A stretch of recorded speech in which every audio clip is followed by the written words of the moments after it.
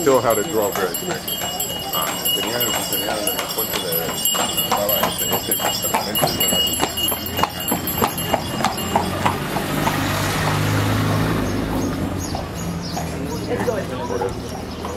Hubo el terremoto. Por eso cambiaron la fuerza de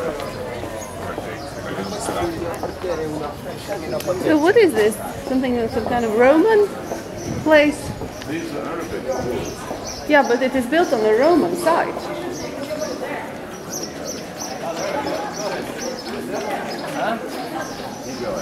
It's always me. We only need the padlock then. Once you're there, we get the padlock and then we'll get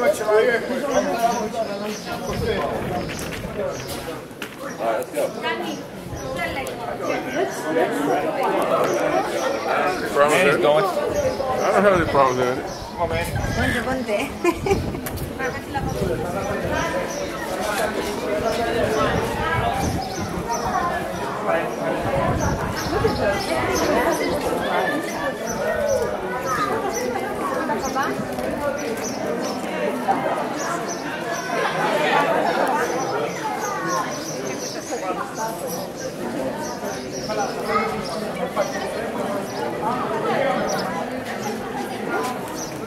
Come on, man.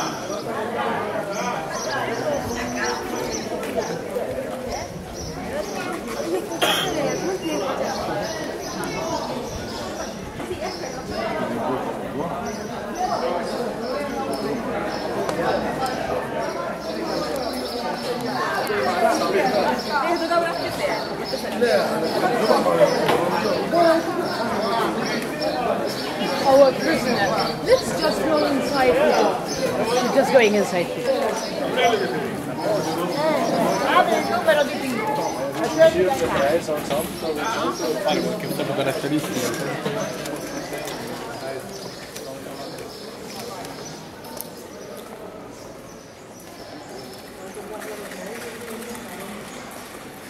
He's the one who rebuilt the city after the earthquake. Who's that? The gentleman up there is one of the knights of Malta, a Portuguese man, and his name was Manuel de Vilhena. So basically, the story of the city, its origins are Roman Arabic, right? Right. And it remained a very Arabic city until the earthquake. So 1693, it's quite amazing because in 1693 the earthquake destroyed half of the city. So whatever you'll be seeing, once we're on the main street, whatever you'll be seeing on the other side is medieval.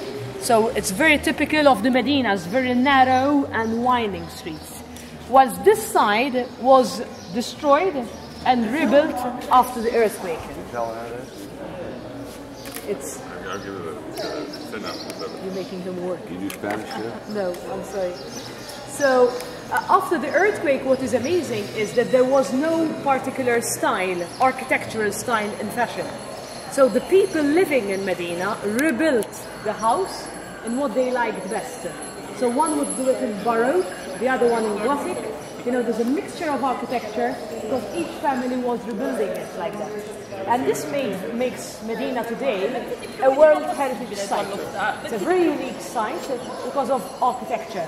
Now, the reconstruction took place mainly because of the gentleman up there, because the Maltese, after the earthquake, had financial problems, or they had problems, you know, and it was him from Valletta who decided to help the Maltese. So he rebuilt the walls, but once the walls were built, he took the opportunity to have a little house for himself. And this is the only house of the knights in Medina. All the other houses were used by the Maltese families, noble Maltese families, of course. Today, this is the Natural History Museum. So it's a museum. Now we can just walk around. The city itself is a museum. It's an open-air museum. Yeah. It's a UNESCO site. And out of here, you see the difference in style. Immediately, there's a difference in style.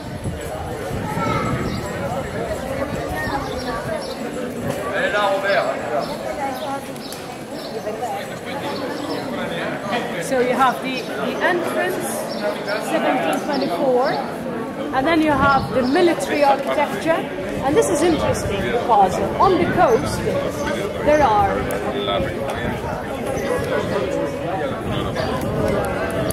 the military architecture. This communicates coastal towers. There are 40 towers on the coast, Yeah. and the idea was for the guards up there to see whatever was happening on the island. So the guards on the coast would be 4 or 5 per tower, and the 4 or 5 soldiers, their job was to give the alarm. So if they saw the pirates coming, if it was during the day you put a flag, if it was at night you put a fire, so that the soldiers up there would realize that the pirates are coming. So they would give the alarm, everyone comes in, close the door, and prepare to fight them. Right?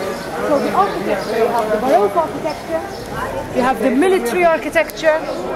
In front of us over there, it looks more like a prison. Well, it is a prison. Because there are 300 people that live in Medina, and out of the 300, there are around 40 who are cloistered nuns, and that's one of them. It's a nunnery where the nuns are allowed outdoors once every 5 years. What? Oh God! Well, it's a choice at least.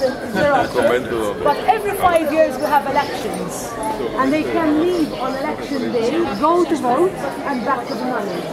You will be seeing that the building is massive. It is massive because in the old days, the daughters of the noble families, those who were not married were automatically sent to the convent. If you were not married, that's where you go. So in the old days, that was all, full, it was packed. Nowadays, it's not really the case, because this one, the Benedictine, there are only 6. Right? The Carmelites, the second one, because there are 2, they're 34. But here there are only 6, and the youngest is in her 80s. So not a lot of recruits, So they have a lot of money to maintain that building. Oh yeah. But the church in Malta is very rich. So it's the institution, who's paying for the upkeeping. And we can just move forward.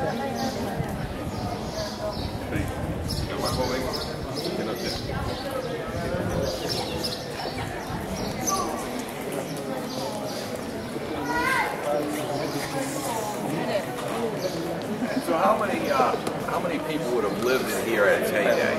Heyday, you would have 2,000 people, plus all those that did not live.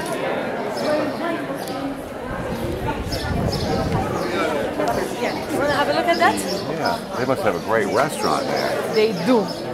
Let's have a look at it. They have 2 restaurants. They have a gastronomic restaurant, which is only open for dinner. And then they have a cafeteria. Usually we use that for like lunch. The relation for here is a very small hotel. They have 17 rooms. And some of the rooms are really nice. This is fun.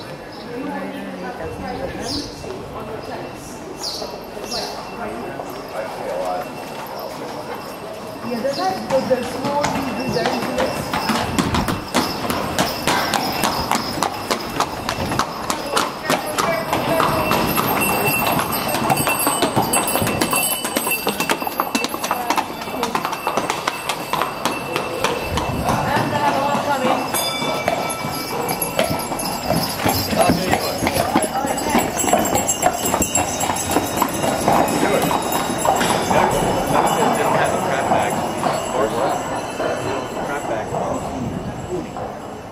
hotel.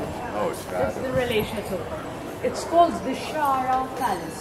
Shara is the name of the family that owned this house for around 400 years, right?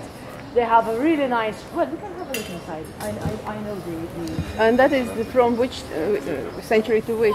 It is, the house was rebuilt after the earthquake. So it is 18th century, the building you see today.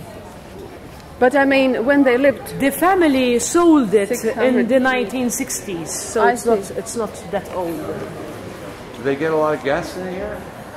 Not necessarily. We do have a lot of Americans who work a lot from here. We do a lot of private tours. Oh, it's beautiful.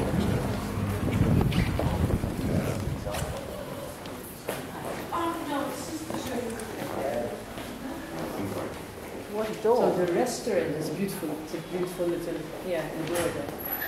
So this is just the lounge area. And the restaurant is up there.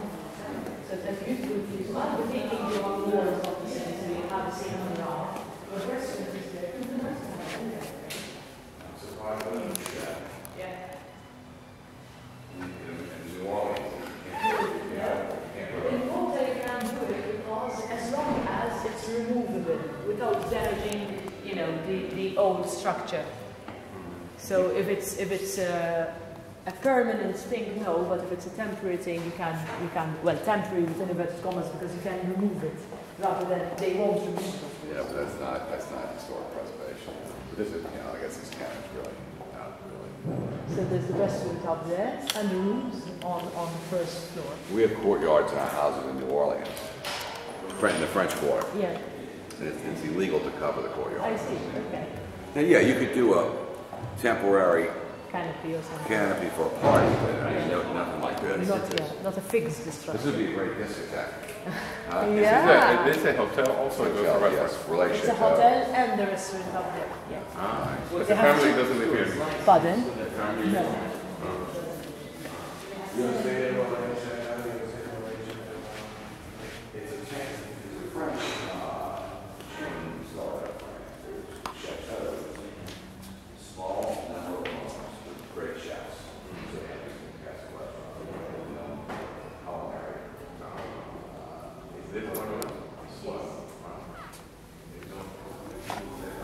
This door is magnificent.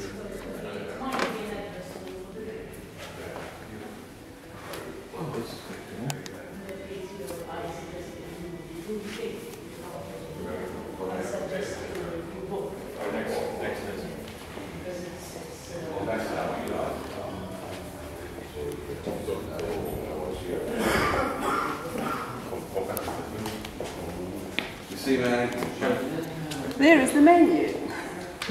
they're all over the world. Small little luxury palaces.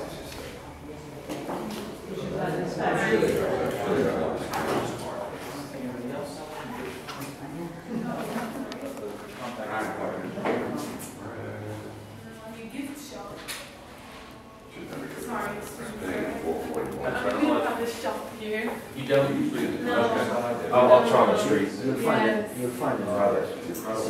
Okay, that's right.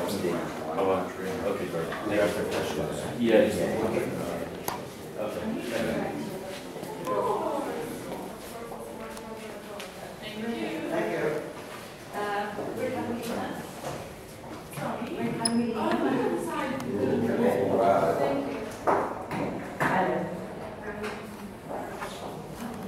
Hi, how are you? Thank you. Thank you. Good.